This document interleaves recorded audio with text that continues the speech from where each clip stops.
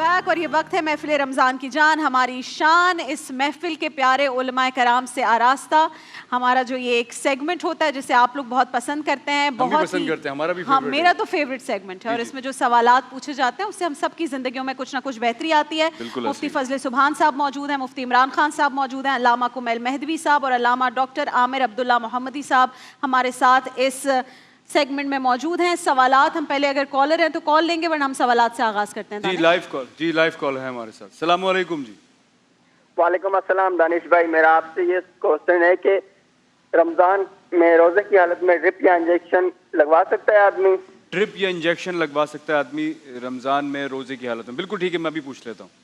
इमरान खान साहब। जी इमरान भाई। Drip injection और इसमें सब ऐड कर दें, इंसुलिन, ड्रिप इंजेक्शन। बिस्मिल्लाहिर्रहमानिर्रहीम। देखिए, थोड़ा सा हमारे यहाँ मुख्तलफ फ़ी मसला हो चुका है, क्योंकि ज़ाहिर है जदीद तहक़ीक़ात आ रही हैं, नए नए इशूज़ आ रहे हैं। पहले इत्तेफाक़ी तौर के ऊपर ये ममनू था, सबके नज़दीक इससे रोज़ा टूट जाता था, लेकिन अब बाज़ उलमाए किराम इस तरफ गए हैं कि अगर कोई इंजेक्शन लगाता है तो उससे रोज़ा नहीं टूटता, तो इंजेक्शन के साथ इंसुलिन वगैरह शामिल है, ठीक है ना।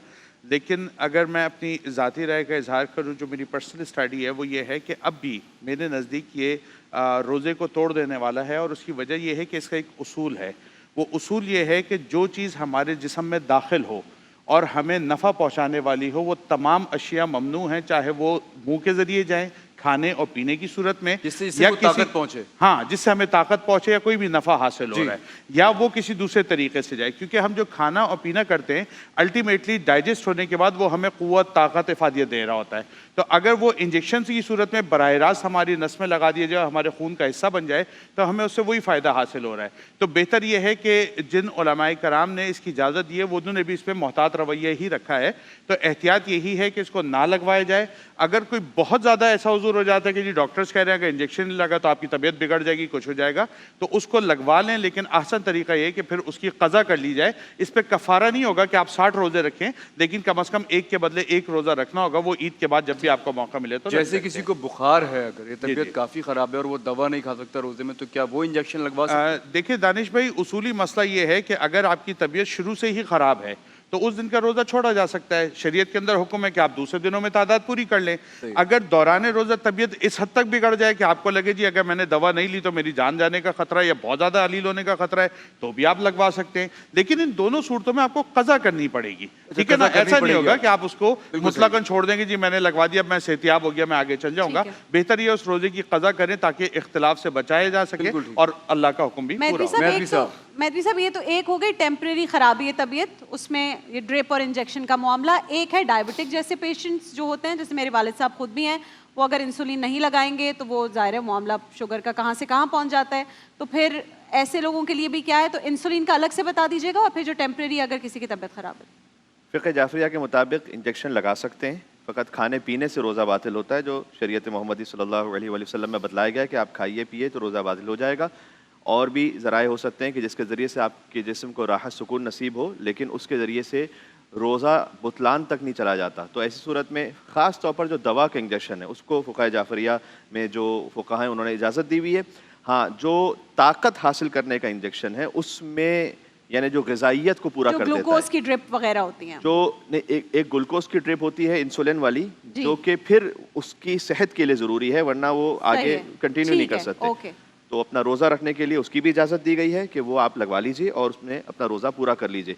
हाँ, ये एक मरतबा होता है कि कोई ऐसा शॉट होता है कि जिसके ज़रिए से आप एक एनर्जी फ़ील करते हैं जिसमें ग़िज़ाइयत है, यानी इसका ताल्लुक़ आपकी सेहत से नहीं है, इसका ताल्लुक़ आपके मेडिकल पर्पज़ से नहीं है, बल्कि इसमें आपकी तवानाई और एनर्जी से ताल्लुक़ है। उसमें फ़ुक़हा कराम ने कहा हुआ है कि एहतियात करें, ज़ाहिर है कि वो रोज़े में इस तरह से इस्तेमाल ना करें। अलबत्ता ये कि बाज़ ने तो उसकी भी इजाज़त दी हुई है चूँकि वो इंजेक्शन है, लेकिन ये कि जो दवा का सिलसिला है उस दवा के सिलसिले में तो मुतलक़न इजाज़त है कि आप मेडिकली दवा में, हाँ, अगर किसी की तबीयत इतनी ज़्यादा ख़राब है कि उसके लिए अनबेरेबल है रोज़ा रखना, तो जैसे कि बात आ गई कि उसको तो फिर रोज़ा रखना ही नहीं चाहिए, लेकिन अगर वो इसके ज़रिए से रख सकता है तो इसका इस्तेमाल करके रोज़ा रख ले। ठीक है। इसमें भी कुछ आमिर अब्दुल्ला साहब के वो इंट्रावेनस इंजेक्शंस भी होते हैं, इंट्रामस्कुलर इंजेक्शन भी होते हैं, एक मसल में लगता है और एक वेन्स में लगता है, तो उसमें भी कोई फ़र्क है या नहीं? बिस्मिल्लाह, यकीनन फ़र्क है, और जो वेन्स में लगना है वो मस्कुलर में नहीं लगेगा, जो मस्कुलर में लगना है वो वेन में नहीं लगेगा। लेकिन जहाँ तक बात है रोज़े की हालत में लगवाने की, तो रोज़ा जो यानी रखा जाता है उसमें जिन चीज़ों की ममानियत है उसमें इंजेक्शन شامل نہیں ہیں. خاص طور پہ وہ انجیکشن جو بطور دوا ہو یا درد کشا ہو, انالجیسک ہو. اگر غذائیت کے لیے ہے تو جیسا کہ علامہ نے فرمایا بالکل اس کی ممانعت ہے, کیونکہ غذا سے مقصد تقویت کا حاصل کرنا ہے. بیماری رفع کرنے کے لیے اگر کوئی دمے کا مریض ہے یا استما کا یا الرجک پیشنٹ ہے ڈائبٹیز کے پیشنٹ ہوتے ہیں ان کو یا وہ انہیلر لیتا ہے تو وہ انہیلر بھی جو ہے اس کو غذا نہیں ہے وہ, بلکہ وہ جو رگیں ہیں سانس لینے کی جو نالیاں ہیں باریک باریک ان کو کشادہ کرنے کا کام کرتا ہے. اسی طرح نیزل انہیلر اگر کوئی یوز کر رہا ہے تو اسے بھی یوز کر سکتا ہے. اور اگر کوئی اسٹیم لے رہا ہے لیکن اس اسٹیم سے پانی اس کے اندر نہیں جا رہا, صرف اس کے جو یہ مسام ہیں یہ کھل سکتے ہیں, بطور خوراک نہیں جا رہا, بطور خوراک نہیں جا رہا. اور یہ احتیاط بھی ہے کہ صرف مسام اس کے کھلنے ہیں تاکہ نزلہ اور جو سائنوسائٹس ہے اس میں اس کو کیور ہو جائے. روزے میں اسٹیم تو لے اس کی اسٹیم بھی لی جا سکتی ہے, جس طرح عطر سونگا جا سکتا ہے. ایون یہ کہ بعض مرد ایسے ہوتے ہیں جو اگر کھانے میں نمک کم یا زیادہ ہو جائے یا مرچیں تیز دیا ہو جائیں تو اس پہ بہت سختی کرتے ہیں اپنی بیویوں کو. تو ایسی خواتین کے لیے علماء اور فقہاء نے اجازت دی ہے, بلکہ حدیث میں بھی اجازت دی ہے, اگر وہ صرف چکھنے کے لیے اس کو چکھنے ٹیسٹ کے لیے کہ صحیح ہے تو اس کی بھی اجازت ہے, کیونکہ ٹپ آف دا ٹنگ پہ آپ کو ذائقہ فیل ہو جاتا ہے تو آپ اس کو چکھنے کے. فضل سبحان صاحب آپ سے یہی والا سوال, انجیکشن, انسولین, ڈرپ. میرے خیال میں اس پہ تو سیر حاصل گفتگو ہو گئی, یہ کوئی نئی چیز ہو تو وہ بتا دیں. اور بھی ہمارے پاس سوالات ہیں لیکن اگر کچھ آپ نے اس جواب میں ایڈ کرنا. دیکھیے بنیادی طور پر تو جیسے بات آ گئی کہ اکثر فقہا نے یہ لکھا ہے کہ ہر وہ چیز جو معتاد راستے ہوتے ہیں جیسے منہ ہو گیا یا ناک کے ذریعے سے اور وہ ڈائریکٹ معدے تک پہنچ رہی ہو, اس سے تو روزہ فاسد ہوتا ہے. انجیکشن چاہے ڈائریکٹ لگے یا وینز میں لگے, انسولین لگے, یہ چیزیں چونکہ ڈائریکٹ معدے میں نہیں پہنچ رہی. اسی سے ریلیٹڈ ہے آئی ڈراپس, ایئر ڈراپس, یہ بھی یوز کر سکتے ہیں. اچھا, انجیکشن سے تو روزہ نہیں ٹوٹتا, لیکن جہاں تک ڈاکٹر صاحب نے بات کی کہ دیکھیں تقوی یہ ہے کہ ایک تو اس کو آپ طاقت کی نیت سے اور غذا کی نیت سے نہ لگائیں. روزے کا جو مقصد ہے نا وہ فوت ہو جائے گا. جہاں تک آنکھ میں دوا ڈالنے کی بات ہے تو اس سے بھی روزہ نہیں ٹوٹتا. ٹھیک ہے. اچھا, کان میں اگر دوا ڈالی جائے اور وہ پردے کے ذریعے سے اندر چلی جائے, اس کا اثر حلق تک یا معدے تک چلا جائے تو اس سے روزہ ٹوٹ جائے گا. اسی طرح ناک میں اگر دوا ڈالی جائے اور جو خیشوم جس کو کہتے ہیں ناک کا بانسا, نرم ہڈی, اگر اس سے وہ اندر سرائیت کر جائے, اس کا اثر دماغ تک چلا جائے, اس سے بھی روزہ ٹوٹ جاتا ہے. حالانکہ وہ دوائی ہے لیکن وہ اچھا, اسی ضمن میں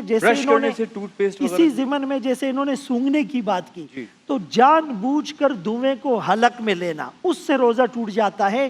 بے اختیار اگر چلا جائے چونکہ وہ انسان کے بس میں نہیں, اس سے نہیں ٹوٹتا. اچھا دانش بھائی, ٹوتھ پیسٹ میں اگر اس کانفیڈنس کے ساتھ آپ نے ٹوتھ پیسٹ کیا کہ اس کا ایک ذرہ بھی اندر نہیں گیا تو نہیں ٹوٹا, لیکن ایسا پاسبل نہیں ہے. آپ کے لعاب کے ذریعے سے, پانی کے ذریعے سے اس کے ذرات خواہ مخواہ اندر چلے جائیں گے تو اس سے روزہ ٹوٹ جاتا ہے, اور اس میں احتیاط کرنی چاہیے. ایک ہوتا ہے تقوی, ایک ہوتا ہے فتویٰ. جو جتنا زیادہ اللہ کا قرب حاصل کرنا چاہتا ہے وہ فتوے نہیں تقوی کا راستہ ڈھونڈتا ہے. زبردست. سوالات ہیں میرے پاس. ایک سوال یہ ہے کہ آج کل یہ ٹرینڈ دیکھنے میں آ رہا ہے کہ بیٹا انتقال کے بعد, والد یا چچا انتقال کے بعد دادا کی قبر میں دفن ہونے کی وصیت کر کے چلے جاتے ہیں. کیا شریعت کی روح سے اس وصیت کو پورا کرنا ضروری ہے, اور ایک قبر میں دوسرے آدمی کو دفنانے کا کیا حکم ہے؟ فضل سبحان صاحب آپ شروع کیجئے. بسم اللہ الرحمن الرحیم. دیکھیں انسان مکرم ہے اور تکریم انسانی چاہے یہ زندہ ہو یا مر جائے. اب بغیر ضرورت کسی بھی قبر کو کھولنا جائز اور مناسب نہیں ہے, اس لیے کہ تکریم انسانی کے خلاف ہے. اگر ضرورت کے مطابق جیسے قبرستان میں جگہ نہیں ہے, کسی قبر کو کھولا جائے تو اگر اس میں پرانی میت کی ہڈیاں اور ڈھانچے اور اعضاء نظر آ جائے تو پھر تو اس کو بند کر دیا جائے, یا ان ہڈیوں کو کسی دوسری جگہ پر دفن کر دیا جائے, یا ان ہڈیوں کو ایک طرف دیوار بنا کر اس قبر میں بامر مجبوری دوسری میت کو رکھا جا سکتا ہے. ایک تو یہ مسئلہ ہے. لیکن اگر مجبوری نہ ہو تو ایسا نہ کیا جائے. اسی طرح مجبوری میں کئی لوگوں کو ایک قبر میں ان کی تدفین کرنا بھی اس کرائیٹیریا کے ساتھ جائز ہے. لیکن یہ جو لوگ وصیت کرتے ہیں نا کہ مجھے والد کی قبر میں اور مجھے جو ہے نا والدہ کی قبر میں, یہ ایک ٹرینڈ چل پڑا ہے. تو ایسی کوئی بات نہیں ہے. اللہ کی زمین بہت وسیع ہے اور دوسری جگہوں پر جو ہے وہ تدفین کی کوششیں کی جائے، اس سے جو ہے وہ اجتناب کیا جائے۔ یہ خواہ تکریم انسانی کے خلاف ہے۔ اگر کسی کی قبر کھل گئی تو ذہن میں خیال آئے گا دیکھو ہڈیاں ہیں، بوسیدہ ہو گئی، ہو سکتا ہے کسی کو عذاب ہو رہا ہو، کوئی ایسی چیز دکھنے میں آ جائے تو یہ ایک راز کو فاش کرنے والی بات ہے۔ البتہ ایک صورت یہ ہے کہ بعض ممالک میں قبرستان کے اوپر پوری مٹی ڈال دی جاتی ہے، ایک یا ڈیڑھ ہاتھ، تو اب اس کے بعد اگر قبر کی کسی کی قبر کھودی جائے گی تو وہ جائز ہوگا، چونکہ وہ لوگ کم از کم ایک ہاتھ ڈیڑھ ہاتھ کے فاصلے پر ہوں گے، نیچے چلے جائیں گے۔ عامر عبداللہ صاحب، ایک ابھی ریسنٹلی ایک ویڈیو بھی سامنے آئی تھی جو ایک لڑکے نے بنائی تھی کہ میرے دادا کی قبر تھی اس جگہ پر اور ہم اکثر آیا کرتے تھے، اور اب ہم آئے تو کسی اور شخص کی اسی جگہ پر قبر ہے اور ہمیں انفارم بھی نہیں کیا گیا، کچھ بتایا نہیں گیا، اور صرف 10-12 سال ہوئے ہیں انتقال کو۔ تو ایسی صورت میں پھر کیا یہ تو جائز نہ ہوا یا ہوا؟ بسم اللہ الرحمن الرحیم۔ مفتی صاحب کی بات بالکل درست ہے، اور قرآن کریم نے فرمایا ثم اماتہ فاقبرہ، قبر انسان کا حق ہے، اور اللہ تعالیٰ نے فرمایا کہ پھر اس کو اللہ ہی فوت کرتا ہے اور پھر اس کو قبر عطا فرماتا ہے، اور انسان کی جو جان ہے اور اس کا جو جسم ہے اور اس کا وقار ہے، اس کا نام ہے، اس کی عزت و تکریم اس کے فوت ہونے کے بعد بھی برقرار رہتی ہے، بلکہ پہلے سے زیادہ بڑھ جاتی ہے۔ اب کنڈیشن یہی ہوتی ہے کہ اگر تو کنڈیشن یہ ہے جس طرح کراچی کے آپ جو حالات ہیں کہ بہت سارے قبرستانوں میں جگہ موجود نہیں ہے، اور لوگ چاہتے ہیں کہ ہمارے گھر کے یا محلے کے قریب ہے یا ہمارے کچھ اعزا اقربا یہاں موجود ہیں، تو ہم جب جائیں گے تو سب ساتھ میں ہی ان کی جو ہے نا وہ زیارت ہو جائے گی قبور کی، اور دعائے مغفرت وغیرہ ہو جائے گی۔ تو وہ چاہتے ہیں کہ اگر کسی کی 25 سال 35 سال 45 سال پرانی قبر ہے تو وہاں پہ اس کی تدفین ہو جائے۔ تو اس میں تو کوئی اشتباہ نہیں ہے کہ اگر اس بات کا کوئی شبہ باقی نہیں رہا ہے، امکان باقی نہیں رہا ہے کہ اب وہ جو جسم ہے وہ کسی کیفیت میں ہوگا، کیونکہ اتنے عرصے میں چاہے وہ پتھریلی زمین ہو چاہے وہ ریتیلی زمین ہو، وہ کیمیکلی جو قدرتی سسٹم ہے وہ مٹی میں مل جاتا ہے سوائے عجب الزم کے، تو کوئی حرج نہیں ہے۔ لیکن باقاعدہ طور پر یہ جو ایک ٹرینڈ چلا ہے یہ مناسب نہیں ہے، اور ایسی وصیت کے اوپر پابندی بھی پھر ضرورت نہیں ہے، اور ہونا یہ چاہیے کہ قبروں کا خصوصی، میں آپ کی وساطت سے جو ہماری کراچی ایڈمنسٹریشن ہے، یعنی جسے بلدیہ عظمیٰ کہتے ہیں، ان کے جو ہمارے میئر کراچی ہیں ان سے بھی درخواست کروں گا کہ دیکھیے قبرستان میں کوئی سسٹم ایسا بنائیے کہ وہاں پر یعنی سوری عامر صاحب، جہاں لوگ زندہ گھوم رہے ہیں وہ قبرستان بنی ہوئی ہیں جگہ، یعنی وہاں پہ کھڈے کھدے ہوئے ہیں، یعنی بالکل صحیح فرما رہی ہے، بہت بڑا علمیہ ہے، لیکن قبرستان میں قبروں پر کتے جو ہیں وہ پھر رہے ہیں، کوئی ایسے دور دروازے لگا دیجئے، راستوں پر کوئی ایسی آپ گرل لگا سکتے ہیں، کم از کم بے حرمتی نہ ہو اس طرح قبروں کی، یہ تو بہت ضروری اور امپورٹنٹ ترین چیز ہے۔ پھر قبروں کی تجارت بھی ہو رہی ہے، قبروں کی جگہوں کو بیچا جا رہا ہے، اور جس طرح آپ نے کہا قبر کسی کے دادا کی ہے اور اس میں کسی اور کا پوتا آ کر جو ہے وہ دفن ہو گیا ہے، ایک واٹس ایپ کال ہے، ہم وہ سنا دیتے ہیں، پھر آپ لوگ کا پوائنٹ آف ویو بھی اس پہ لیں گے۔ واٹس ایپ کال سنائیے جی۔ السلام علیکم، میرا نام سید علی ہے، اور میرا سوال یہ ہے کہ قرآن میں جو سورہ بقرہ میں پروردگار ارشاد فرماتا ہے کہ کھاؤ پیو اور یہاں تک کہ صبح کی سفید ہاری رات کی سیاہ دھاری سے الگ نظر آنے لگے، وچ از ناٹ دا کیس۔ ہمارے میں ہمیں لگتا ہے کہ بالکل ایسا ہم نہیں کرتے۔ جب ہم روزہ بالکل فنش کرتے ہیں، مطلب سحری ختم کرتے ہیں، تو اس وقت بالکل اندھیرا ہوتا ہے، ایون فجر کے وقت بھی اندھیرا بالکل ہوتا ہے، اس میں کوئی سفید دھاری کا کوئی تصور نہیں ہوتا۔ اور اسی طریقے سے اسی کے بعد آیت ہے کہ اور روزہ پورا کرو، رات تک روزہ پورا کرو، لیل کا ورڈ یوز ہوا ہے، اور ہمارا یہی کیس ہے کہ ہم جب روزہ کھولتے ہیں تب بھی رات کا کوئی تصور ہی نہیں ہوتا۔ تو پلیز اس چیز کے لیے رہنمائی فرمائیں۔ عمران خان صاحب۔ بسم اللہ الرحمن الرحیم۔ میں اس سے پہلے کچھ گزارشات عرض کروں۔ ایک سوال جو بریک سے پہلے چل رہا تھا، میں شارٹلی اس کا ایک آنسر کرنا چاہ رہا ہوں۔ وہ ٹوتھ پیسٹ کے حوالے سے بات ہو رہی تھی کہ ٹوتھ پیسٹ اگر ذرات اندر جائیں تو روزہ توڑ دیتا ہے ورنہ نہیں۔ دیکھیں یہ اشتباہ پیدا ہو رہا ہے بیسیکلی اس حدیث سے جس میں نبی علیہ السلام نے فرمایا کہ اللہ کے نزدیک روزے دار کے منہ سے آنے والی بو مشک و عنبر سے زیادہ پسندیدہ ہے، ٹھیک ہے نا۔ اس میں بو کا لفظ آیا، بدبو کا لفظ نہیں آیا۔ ہمارے لوگ یہ سمجھتے ہیں کہ منہ سے بدبو آتی رہی اللہ کو بہت پسند ہے، تو نہ وہ اللہ کو پسند ہے اور نہ ساتھ بیٹھنے والے کسی کو پسند ہوتی ہے، اس لیے ہمیں برش تو کرنا چاہیے۔ اب اس کے اندر جو سنت ہے وہ مسواک ہے، بہتر ہے کہ مسواک سے کیا جائے، نہیں تو آپ کم از کم سادہ برش ضرور پھیر لیا کریں تاکہ وہ اسمیل ختم ہو جائے اور یہ غلط کانسیپٹ بھی ختم ہو جائے کہ اللہ کو بدبو پسند ہے اور لوگوں کو بھی بدبو پسند ہے۔ اس کی وضاحت ذرا سی ضروری تھی۔ دوسرا جو قبر والا مسئلہ چل رہا تھا اس میں صرف ایک بات ایڈ کرنا چاہتا ہوں۔ بیسیکلی ڈائریکٹ کوسچن یہ تھا کہ ایسی وصیت کا کیا حکم ہے۔ تو ایسی وصیت کو ماننا بالکل آپ کے اوپر لازم نہیں ہے. اس کی وجہ یہ ہے کہ مرنے والے نے اگر ایک غلط وصیت کی ہے, فار ایگزامپل وہ کہتا ہے جی مجھے پڑوسی کے گھر کے اوپر دفن کر دیں, وہ کہتا ہے جی مجھے روڈ پہ دفن کر دیں, تو بھائی اس نے بیوقوفی کی ہے مرنے سے پہلے, اس کی اس بیوقوفی کو آپ کہاں سے اٹھاتے پھریں گے؟ تو اگر اس نے ایک غلط وصیت کر دی ہے, اب دادا کی قبر کے اندر بیچاری وہ قبر بھی صحیح ہے, دادا کی ہڈیاں بھی موجود ہیں, آپ زبردستی اس کے چکر میں دادا کی قبر بھی کھدوائیں گے اور اس کے اندر اپنا مردہ بھی دفنائیں گے, تو یہ بالکل نہیں کرنا چاہیے. زندگی میں بھی سکون نہیں اور مرنے کے بعد بھی سکون نہیں دے رہے, تو ایسی وصیتوں پہ نہیں جانا چاہیے. جہاں تک ان بھائی کا ابھی سوال ہے جو واٹس ایپ پر آیا ہے, میں مختصر نشست میں صرف اتنا عرض کروں گا کہ یہ رولز ہمارے ہاں طے ہو چکے ہیں. اہل تشیعوں کے جو اصول ہیں وہ بھی طے ہیں, اور جو اہل سنت کے رولز ہیں وہ بھی طے ہیں. اس مختصر نشست میں ہم اس پہ دلائل نہیں دے سکتے. بہتر طریقہ یہ ہے کہ آپ کا جو بھی مکتبہ فکر ہے, اگر آپ فقہ حنفی سے بلانگ کرتے ہیں تو آپ اس کے مطابق روزے کا افطار کریں. جو ٹائمنگ دی ہوئی ہے اس کے پیچھے جتنے دلائل ہیں وہ ہمارے علماء نے دیے ہوئے ہیں, اور اگر آپ فقہ جعفریہ سے تعلق رکھتے ہیں تو اس کے مطابق اپنا روزہ افطار کریں, اس کے دلائل وہاں موجود ہیں, اور اسی کے مطابق اپنی زندگی گزاریں. یہ آپ کے لیے بھی آسانی ہے اور ہمارے لیے بھی. مہدوی صاحب جی, ایک بات تو یہ کہ وہ ٹوتھ پیسٹ کے حوالے سے جو فقہ جعفریہ کا مسئلہ ہے وہ یہ ہے کہ ٹوتھ پیسٹ استعمال کرنے کی اجازت ہے, اور یہ خود استعمال کرنے والے کے اوپر چھوڑا ہوا ہے کہ وہ یہ خود دیکھ لے کہ ذرات جاتے ہیں یا نہیں جاتے اس کے حلق میں. حلق کا معیار کیا ہے؟ تھوڑا سا جائیں گے, زبان کے تھوڑا پیچھے جائیں گے, کہاں سے حلق شروع ہوگا؟ اس کے لیے سادہ ڈیفینیشن یہ ہے کہ خا, خے آواز نکالیں گے نا, خے, جہاں پر یہ خے کی آواز نکل رہی یہ حلق ہے, اس سے اوپر تک وہ ذرات ہیں تو وہ کافی ہے, اس سے روزہ باطل نہیں ہوگا. وہ خود آپ چیک کر لیں. لیکن ذمہ داری اس کی ہے, ذمہ داری اس کی استعمال کرنے والے کی. وہ خود مطمئن ہے تو کافی ہے, وہ استعمال کر سکتا ہے ٹوتھ برش. دوسرا جو قبر کی بات تھی, یہ واقعاً ہمارے آفت ہے. اس دن جو بات ہو رہی تھی کہ یا تو گڑھے میں گرو گے, یا تو گٹر میں گرو گے, یا اغوا ہو جاؤ گے, یا کوئی ڈمپر آ کے مار کے جائے گا, یا کوئی اغوا کر کے جائے گا, کوئی اسنیچر آئے گا, اس سے بچ جاؤ گے. تو بس دعا کرو کہ ان کی رعیت ہیں ہم, تو بس ان کے رحم و کرم پر. اب یہ کہ قبریں بھی محفوظ نہیں ہیں. کتنے ہی ایسے شکایات ہیں کہ بھائی والدہ کی قبر پر گیا تو پتہ چلا وہاں تو کوئی اور قبر بنی ہوئی ہے, قبروں کی چوری ہو جاتی ہے. لیکن ایک بات یہ بھی ہے, وہ تو جو چور ہے وہ ہے, لیکن میں ان صاحبان سے کہتا ہوں کہ آپ والدہ کی قبر پر کتنے سالوں بعد گئے تھے کہ آپ کو پتہ چلا کہ وہ قبر چوری ہو چکی, اس کی کسی کا مولانا صاحب وہ تو آیا تھا 4 سال بعد. تو جی 4 سال بعد ہے تو آپ نے بھی تو زیادتی کی تھی نا, آپ کو بھی تو آنا چاہیے تھا. تو وہ دیکھ رہے ہوتے ہیں, وہ نظر میں رکھتے ہیں کہ کون سی قبر ہے کہ جو اجڑ گئی, ختم ہو گئی, اب یہاں پہ کوئی نہیں آنے والا, تو اس پہ وہ ایک اور قبر بنا دیں جو شرعاً جائز نہیں ہے, لیکن وہ کر لیتے ہیں, دنیا کا جو نظام ہے.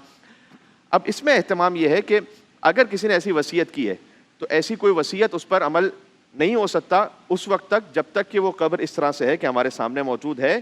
اس قبر کو نبش قبر کرنا, قبر کھودنا, وہ جائز نہیں ہے, چاہے اس قبرستان میں کوئی اور جگہ نہ بچی ہو. کیا دوسرے قبرستان میں نہیں بچی ہوئی, کیا وہاں جا کے دفن کیا جائے؟ ضروری تھوڑی کہ اسی قبرستان میں دفن کیا جائے گا, تو وہ جائز نہیں ہے. ہاں باہر فورن کنٹریز میں کچھ لمیٹڈ جگہ ہوتی ہیں قبرستان کی, وہاں پر ایک سوال کبھی آتا ہے کہ جناب جو مسلمانوں کی جگہ ہے وہ اب جگہ پر ہو گئی ہے, اب کوئی اور جگہ ان کے پاس کوئی اور شہر میں اویلیبل بھی نہیں ہے, تب کیا کیا جائے؟ تو وہاں پر فقہاء کرام نے ایک اجتہاد کیا, کسی نے 22 سال لکھا ہے, کسی نے 25 سال لکھا ہے کہ اتنے سال اگر قبر کو ہو چکے ہوں, اور جتنا زیادہ آپ بیک چلے جاتے ہیں زمانے پر اتنا زیادہ دیکھ لیں اور پھر اس کو ری یوز کر لیں. اگر کوئی ایسی صورتحال ہے کہ وہاں آپ کے پاس ایک ہی قبرستان کی جگہ ہے, بعض فورن کنٹریز میں ایسا ہے, اور اس کے بعد ان کے پاس کوئی جگہ نہیں ہے, کراچی جیسے شہر میں تو میں نہیں سمجھتا کہ آپ کے پاس اور دوسری جگہ موجود ہے, آپ وہاں جا کے دفن ہو جائیے, اس میں کوئی مسئلہ نہیں ہے.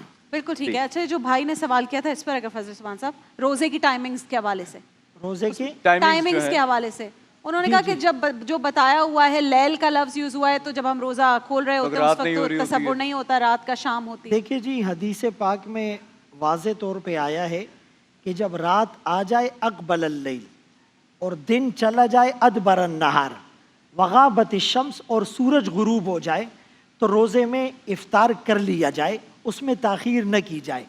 اب یہاں پر بات یہ کہ رسول اللہ صلی اللہ علیہ وسلم کی ایک حدیث ہے کہ میری امت اس وقت تک خیر پر رہے گی جب تک افطار میں جلدی کرے گی.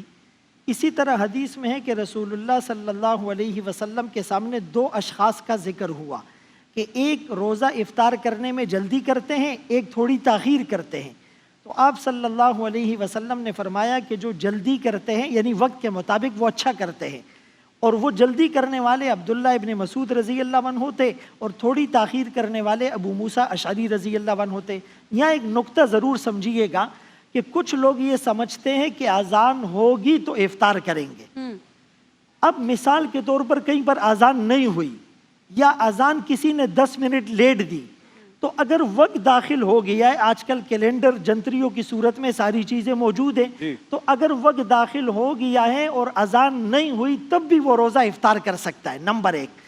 نمبر 2، کسی نے جلدی اذان دے دی، وقت داخل نہیں ہوا ہے، تو وہ اذان کھولنے پر، اذان پر بھی جو روزہ کھولے گا اس کا روزہ نہیں ہوگا۔ تو ان چیزوں میں تھوڑی سی احتیاط کی جائے، اور یہ جو جتنے کیلنڈر بنے ہیں تو یہ بڑے محتاط اندازے کے اچھا، یہ میں آپ مطابق کو ایک بنے چیز ہوتے ہیں۔ دکھا رہی ہوں اجازت سے آپ کے پاس آ کے، یہ یو اے ای کا کیلنڈر ہے جو روزہ، اس میں امساک لکھا ہے، یہ ٹائم ہے کہ جس میں آپ نے بند کر دینا ہی سحری، اور فجر کا ٹائم الگ لکھا ہوا ہے۔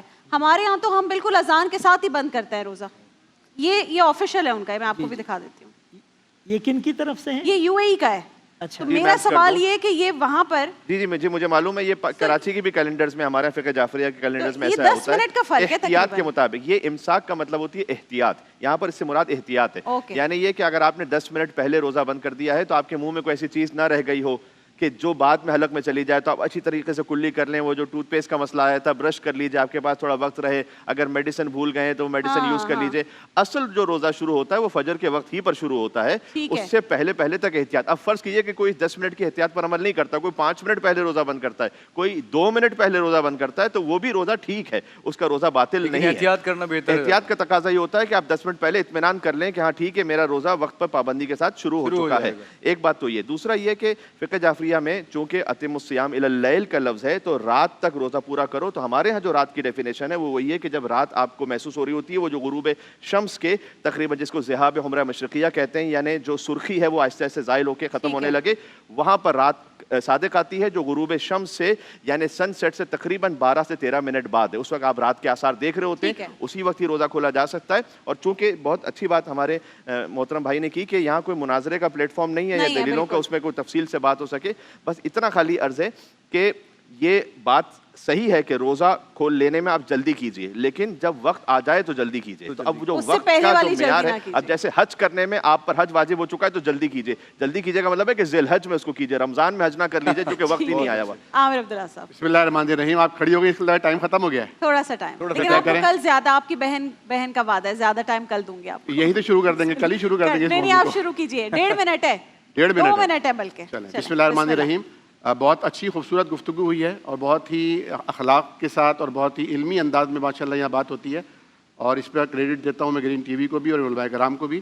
بات یہ ہے کہ قرآن کریم نے ایک بات کہی، اس کی عملی تعبیر و تشریح جناب نبی کریم صلی اللہ علیہ وسلم نے فرمائی۔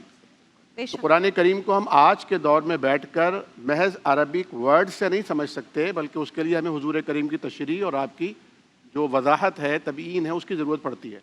دوسری بات یہ ہے کہ تعامل صحابہ کرام ہمیں دیکھنا پڑے گا، اور نبی کریم صلی اللہ علیہ وسلم نے صبح کسے مانا اور آپ نے رات کسے تسلیم کیا، یہ بھی جاننا پڑے گا۔ بات یہ ہے کہ یہاں قرآن کریم نے جو فرمایا نا کہ آپ نے جس طرح سائل نے سوال کیا تھا کہ اندھیرا ہوتا ہے اور ہم صبح سمجھ کر روزہ رکھ رہے ہوتے ہیں، تو بات یہ ہے کہ وہ صبح کا اول وقت ہوتا ہے جب صبح صادق اسے کہا جاتا ہے۔ ایک صبح کاذب ہے اور ایک صبح صادق، نمبر 1۔